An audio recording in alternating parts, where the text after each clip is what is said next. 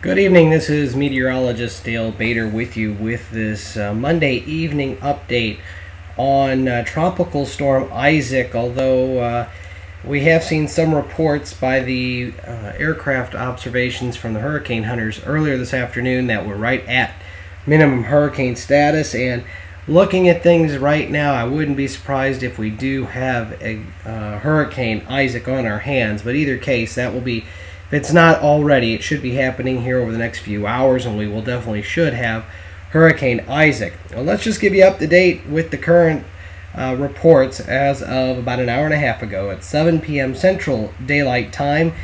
The center of circulation of Isaac was 230 miles to the southeast of the mouth of the Mississippi River in southeast Louisiana. Winds were up to 70 miles per hour, so again, they're holding it just below hurricane category status. Pressure has now dropped down to 981 millibars, and the movement continues off to the northwest at about 305 degrees, but the forward speed has begun to slow as anticipated down to 10 miles per hour. Now, the big concern with this storm, because it hasn't ramped up, and I'm not saying that it can't happen over the next few hours, I do anticipate we're still going to see a pretty strong storm system that's going to push on shore with winds pushing close to 100 miles an hour. But that's going to keep it below Category 3 major category status, which means it won't be quite as strong as Katrina. That's a good thing. But because it really hasn't ramped up until just about now, in the last few hours, really trying to get going, it's going to have a real tough time now jumping. I'm not saying it won't happen. It's possible still, but at this point, at least because of the late onset here of the intensification, it does look like we're going to luck out in the sense of not having quite as strong of a storm as we could have. Let's take a look at the main concern that I do have with this storm system, and that's going to be the storm surge. These are the current wave heights. This is a great site, myfoxhurricane.com, if you would like to follow that.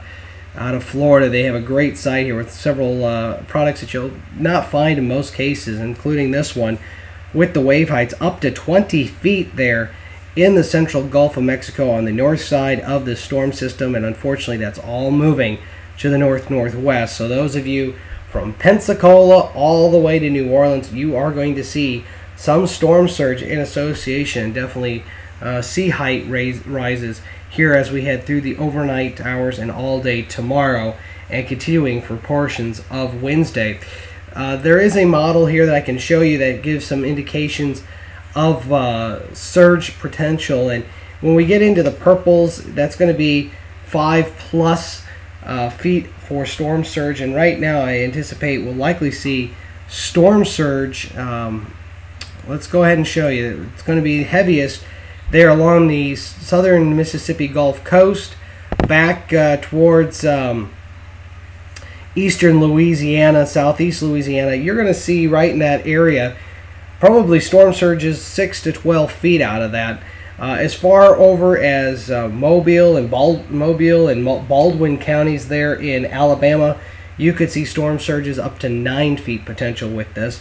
But you can see the low pressure system centered here, and this is just one model indication, taking it just west of the mouth of the Mississippi and then staying just west of New Orleans, really heading more towards Baton Rouge. And I think that's a pretty good handle looking at things here. It's going to be interesting. We're still far enough out that it can still make some decent moves, and I do anticipate some forward motion to either hold where it's at or possibly even slow down yet, especially as it gets closer to the coast.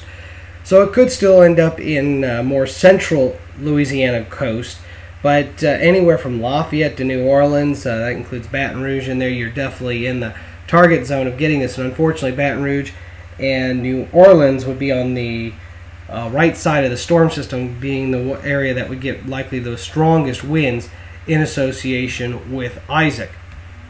Let me flip over here real quick to the big picture, the satellite put on here. This is the official National Weather Service Hurricane Center forecast.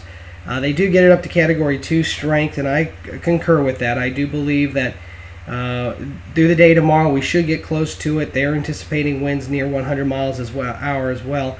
one of the things I start to question is how long does this hold its intensity. They've still got it as a tropical storm into Thursday afternoon, and I'm not convinced it's going to hold on that long. I think that's one thing that, as a trend, they hold the intensity longer than it usually lasts. But in any case, you're still going to be dealing with gusty conditions and some strong winds in association with that, and squalls even into portions of Thursday. I'm going to go ahead and zoom on down on that track. It'll give you a better idea of where you're going to be coming in at. And let me go ahead and turn that a little bit. It'll be easier. Here we are. We're coming in on the Mississippi Delta. Let me go ahead and turn the satellite off. It'll be easier to see there. There's the mouth of the Mississippi River right in there. So coming in just west of there is where they have it forecast. New Orleans, if you're not as familiar with the Crescent City, there it is in its location on the south side of Lake Pontchartrain. Actually, they have the hurricane coming in over Lake Salvador, and that obviously heads out more towards Kenner, even west of the airport there. And this would actually take the track approximately 13, which is still very close, 13 miles from New Orleans off to the southwest. And that's definitely going to put them in some of the strongest winds in association with that. And again, that storm surge right up in here to Lake Borden, even portions of Lake Pontchartrain up to Slidell. You're going to definitely see that potential for 6 to 12 foot storm surge is there, unfortunately. And some of that storm surge will come up the Mississippi as well. So there will probably be some flooding in and around the New Orleans area as long as this track holds true. Baton Rouge sits a little bit further off here towards the west and northwest, and I do anticipate that the storm, in fact, I wouldn't be surprised. Earlier today I was thinking a little bit more off over here, heading then up towards Morgan City, more of a central through Terrebonne County Parish, and then heading on up. I still think anywhere in through here is likely the landing location when it all is said and done. I don't anticipate it to curve and come out this way and head up to Mississippi. Not the way it's been handling as of right now. Can't say that won't happen, but I still think in my gut that it's going to be between Terrebonne Parish and heading on over towards the mouth of Mississippi, and then still a northwesterly approach heading on up. So for those of you in Baton Rouge, I anticipate you'll see likely very strong tropical storm force winds with this storm system Wednesday afternoon in the evening hours, if not even some hurricane force winds still in association with it at that time, because the track is going to be close either way to that. Obviously, if this track tracks a little bit further west, you'll have a better chance of getting into some of the heavier winds being on the right side quadrant of that storm system. Let me show you some of the observations that were on here just to give you a quick update, and then we'll call this just about done. This was the recon observation from the Hurricane Hunter earlier. There's actually the airplane heading back towards Houston at this point. Its mission is now done. But you can kind of see the circles here that are indicated there. That is the points of center of circulation. And just to let you know, this is where it started out earlier today. It kind of wobbled up a little bit towards the northeast, and then wobbled off to the northwest, and then a little bit more west-northwest. We're still going to see likely these wobbles occur all the way back, and the question will be, will it wobble more towards the west, will it wobble more towards the east of this path? And that's going to be really hard to tell until we get a little bit closer inland. So tomorrow afternoon, as I'm putting out the afternoon update, in fact, I'll try to get something out towards morning, which should have it closer to Grand Goucher Mound here, and off to the southeast, approximately from the mouth of the Mississippi there, of about 140 miles or so. Tomorrow morning, we should be seeing it up in this general location if it's going to try to keep on that track, and obviously if it pulls anywhere off that, that we'll be seeing it more towards central Louisiana potentials with that. Mission coming in real quick. It is still on its way, just now going across extreme southern Louisiana, ready to kind of come in the track and then follow the track for observation purposes.